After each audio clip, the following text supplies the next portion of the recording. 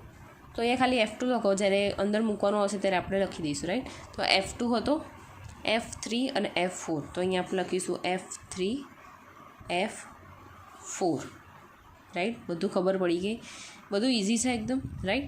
હવે પહેલાં શું લઈશું, sigma horizontal is equal to 0 લઈ લઈશું, રાઈટ. હોરિઝોન્ટલ ક્યાં ક્યાં આપેલું છે, તો કે હોરિઝોન્ટલ એક અહીંયા આપ્યું છે, ડાબી બાજુ જાય છે એટલે -F4.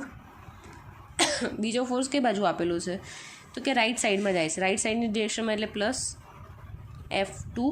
હવે એ હોરિઝોન્ટલ જોડે એંગલ બનાવે છે, તો કે હા બનાવે છે. જો હોરિઝોન્ટલ જોડે એંગલ બનાવતો હોય તો એ કેવો એંગલ આવશે, cos angle. Cos 26.56 degree is equal to 0, right.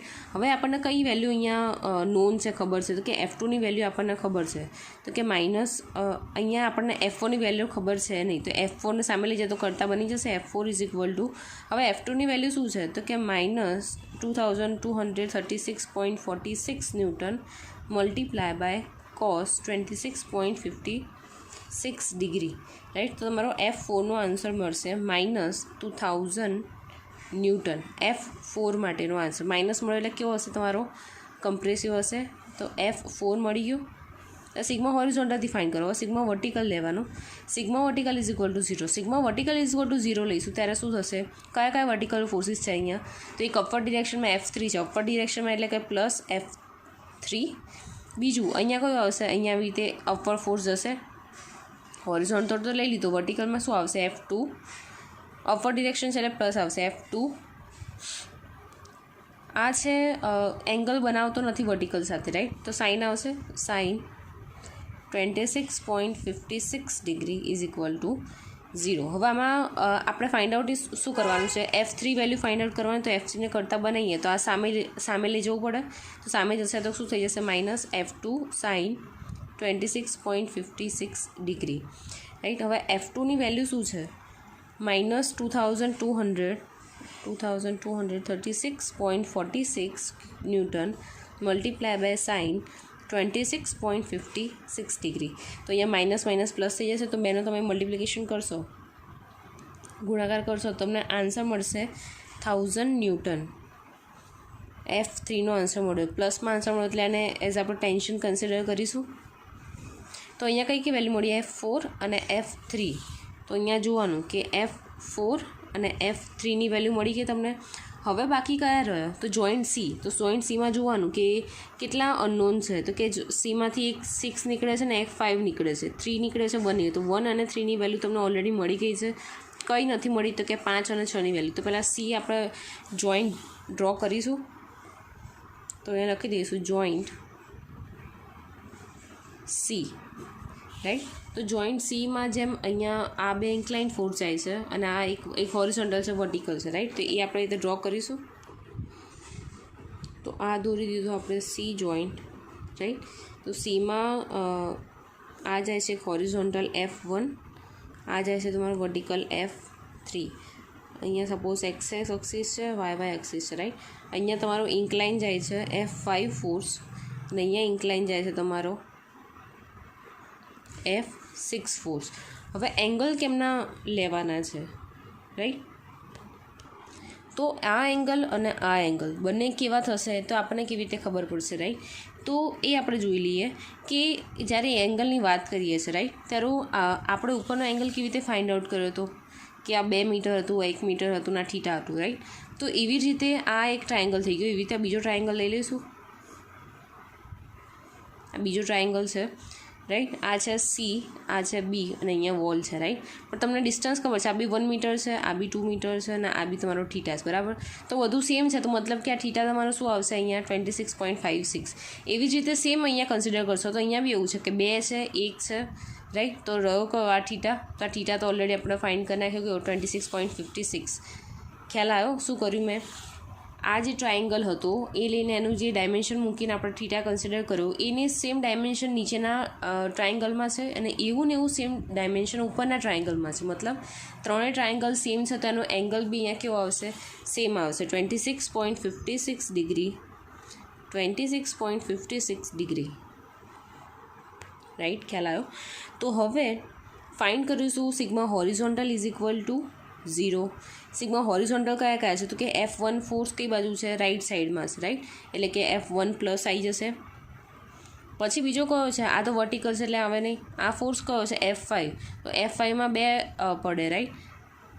આ હોરિઝોન્ટલ વર્ટિકલ એવી રીતે આના બી 2 પડશે હોરિઝોન્ટલ વર્ટિકલ રાઈટ. તો આનો હોરિઝોન્ટલ જોડે એંગલ બનાવે છે હા બનાવે છે તો અહીંયા શું આવશે અને સાઇન કેવી આવશે માઇનસ આવશે. મેં તમને પહેલાં સમજાવ્યું હતું રાઈટ કે અગર હોરિઝોન્ટલ ફોર્સ આમ જતો હોય તો પ્લસ આવશે, હોરિઝોન્ટલ ફોર્સ લેફ્ટ સાઈડ જતો હશે તો માઇનસ આવશે. હોરિઝોન્ટલ ફોર્સ જો ડાઉનવર્ડ જતો હશે તો માઇનસ આવશે, વર્ટિકલ ફોર્સ ડાઉનવર્ડ જતો હશે તો માઇનસ આવશે અને હોરિઝોન્ટલ ફોર્સ અપવર્ડ જતો હશે તો પ્લસ આવશે રાઈટ. તો આ લેફ્ટ જાય છે હોરિઝોન્ટલ તો આ કેવું થઈ જશે -F5 cos 26.56 ડિગ્રી. બીજું આવશે ઉપરનો ફોર્સ F6 ફોર્સ એ બી લેફ્ટ સાઈડમાં છે રાઈટ અને હોરિઝોન્ટલ તો કેવો આવશે -F6 cos 26.56 degree is equal to 0. હવે આપણે જોવાનું કે એમાંથી કઈ કઈ વેલ્યુ તમને આપેલી છે. તો આમાં આપણને F1 જ ખાલી ખબર છે રાઈટ, બાકી F5 અને F6ની વેલ્યુ શું છે આપણને ખ્યાલ છે નહીં. તો આપણને જે વેલ્યુ ખબર છે એ વેલ્યુ મૂકી દઈશું રાઈટ. તો આપણે આ બે ઇક્વેશનને કરતાં બનાવીએ તો આ બેને સામે લઈ જઈએ તો શું આવશે F5 cos 26.56 degree plus F6 cos 26.56 degree is equal to F1નો આન્સર તમારો શું આવ્યો હતો તો અહીંયા F1નો આન્સર આવ્યો તો 2000 ન્યૂટન. તો અહીંયા આવશે 2000 ન્યૂટન. આને આપી દઈશું ઇક્વેશન નંબર 1. હવે નેક્સ્ટ ફાઇન્ડ આઉટ કરીશું સિગ્મા વર્ટિકલ 0. જે વેલ્યુ તમને ખબર છે નહીં એમને એમ રહેવા દો અને ઇક્વેશન આપીને જવા દો. આ બીજું ઇક્વેશન છે, આગળ ફર્સ્ટ ઇક્વેશન આપણે જોઈ લીધું રાઈટ. તો વર્ટિકલ લઈ લઈએ. તો વર્ટિકલમાં કયા કયા ફોર્સીસ છે તો કે વર્ટિકલમાં એક આ ફોર્સીસ છે વર્ટિકલ, એક અપવર્ડ જાય છે એક ડાઉનવર્ડ જાય છે F5 અને એક F3 રાઈટ. તો ડાઉનવર્ડ જાય છે F3 થી સ્ટાર્ટ કરીએ તો -F3 minus F5 sine 26.56 degree downward ડિરેક્શનમાં છે. ડાઉનવર્ડ ડિરેક્શન એટલે કે માઇનસ, ડાઉનવર્ડ ડિરેક્શન એટલે કે માઇનસ, આ અપવર્ડ ડિરેક્શન એટલે કે પ્લસ આવશે તમારું plus F6 sine 26.56 degree is equal to 0 right. તો આમાં વેલ્યુ કઈ કઈ છે તમને ખબર કઈ છે તો કે F3 નોન છે તમારી વેલ્યુ, F5 અને એક્સિસ તમને ખબર છે નહીં રાઈટ. તો F3ની વેલ્યુ મૂકી દઈએ તો આ બે વસ્તુને કરતાં બનાવીએ આ બે વસ્તુને તો સામે જશે તો શું થશે માઇનસ છે, સામે જશે તો પ્લસ થઈ જશે એટલે FY સાઇન 26.56 ડિગ્રી. અહીંયા પ્લસ છે તો સામે જશે તો કેવું થશે -F6 sine 26.56 degree is equal to એમને એમ રહેશે -F3ની વેલ્યુ કેટલું છે 1000 તો અહીંયા લખી દઈશું 1000 ન્યૂટન રાઈટ. આ ઇક્વેશન નંબર 3 આવી ગયું. હવે આ જે બે ઇક્વેશન છે એ સોલ્વ કરવાના છે કેલ્સીની મદદથી. સાયન્ટિફિક કેલ્સી તમારી પાસે હશે રાઈટ, તો એનાથી સોલ્વ કરવાના છે. મારી પાસે અત્યારે કેલ્સી અવેલેબલ નથી તો હું તમને નથી બતાવી શકતી કે તમે કેવી રીતે આને સોલ્વ કરશો, પણ તમે યુટ્યુબમાં વિડીયો જોઈ લેજો કે બે અનનોન ઇક્વેશન હોય એની વેલ્યુઝ ફાઇન્ડ આઉટ કરવી હોય તો તમે કેવી રીતે કરી શકો. આઈ થિંક તમને D2D વાળા તમે સ્ટુડન્ટ્સ છો રાઈટ, તો તમને ઓલરેડી ખબર હશે કે ઇક્વેશન કેવી રીતે સાયન્ટિફિક કેલ્સીમાં સોલ્વ થાય. અને ઇફ ઇન કેસ તમને ના આવડતું હોય તો હું તમને ગમે ત્યારે શીખવાડી દઈશ રાઈટ, પણ અત્યારે હાલ મારી પાસે અવેલેબલ નથી તો એ પોસિબલ નથી. તો તમે આ બે ઇક્વેશનને સોલ્વ કરશો રાઈટ. હું અહીંયા લખી દઉં છું કે સોલ્વ બાય કેલ્સી. તો તમને F5 મળી જશે -0.24 ન્યૂટન રાઈટ. એટલે એને આમ કહેવા જઈએ તો મોર ઇમ્પોર્ટન્ટલી 0 જ કહેવાય 0 ન્યૂટન રાઈટ.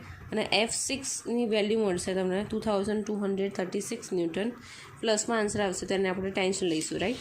તો F5 F6ની વેલ્યુ મળી ગઈ તો તમને અહીંયા F5 F6 મળી ગઈ. તો આપણે બધા જ મેમ્બરની આપણને વેલ્યુ થઈ જાય છે અહીંયા મળી જાય છે રાઈટ. તો જો તમને આમાં ના ખબર પડી હોય કોઈ બી ઇક્વેશનમાં કે કોઈ બી એક્ઝામ્પલમાં તો તમે મને ફ્રીલી પૂછજો કે આમાં ક્યાં નથી ખબર પડી, રાઈટ. કારણ કે જો આ ઇઝી એક્ઝામ્પલ તમને નહીં આવડે તો આગળ જતાં એક બે હાર્ડ એક્ઝામ્પલ આવશે એ તમને નહીં આવડે. તો do practice and please give me some more example, right. More તમે જેટલા એક્ઝામ્પલ કેલ્ક્યુલેશન કરશો એટલા જ તમને વધારે ક્વેરી આવશે અને તો તમે ઇઝીલી એક્ઝામ્પલ સમજી શકશો અને મને પૂછી શકશો, રાઈટ. તો પ્રેક્ટિસ કરો બુક્સમાં બીજા એક્ઝામ્પલ આપ્યા હોય તેને કેલ્ક્યુલેટ કરવાનું, રાઈટ.